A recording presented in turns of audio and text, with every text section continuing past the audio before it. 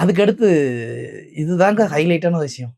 1985 ம். ஒரு பக்கம் எஸ்ஏசியோட நான் சிகப்பு மனிதன், இன்னொரு பக்கம் காக்கி சட்டை. ம். பிரிச்சுக்கிட்டு போகுது 2 படமும். ம். ஒரு பக்கம் நான் சிகப்பு மனிதன்ல பாதி பேர் வந்து துப்பாக்கி வச்சு சுத்திட்டுறாங்க. நைட் ஆயிடுச்சுன்னா நான் ராபின் ஹுட்டா மாறிடுவேன்டான்னு சொல்லிட்டு.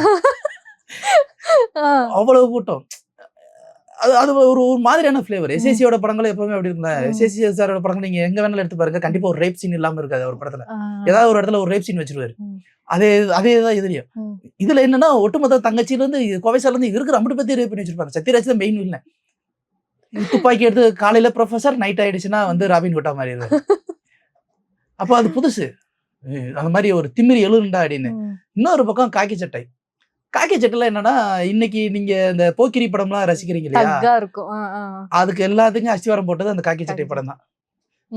காக்கி சட்டையிலிருந்து அப்படியே ரஜினி சார் பாண்டியன் படம் எடுத்தாரு. பாண்டியன் படத்தை பார்த்து அப்படியே போக்கிரியா மாறிச்சு. தெலுங்குல போயிட்டு திரும்ப தமிழ்ல போக்கிரியா மாறிச்சு. சல்மான் கான் ஒரு போக்கிரியா பார்த்துனாரு. இத்தனது மாறினதுக்கு இந்த காக்கி சட்டை தான். பேஸ். தகடு தகடுன்னு சத்யராஜ் ஃபேமஸ் ஆனது.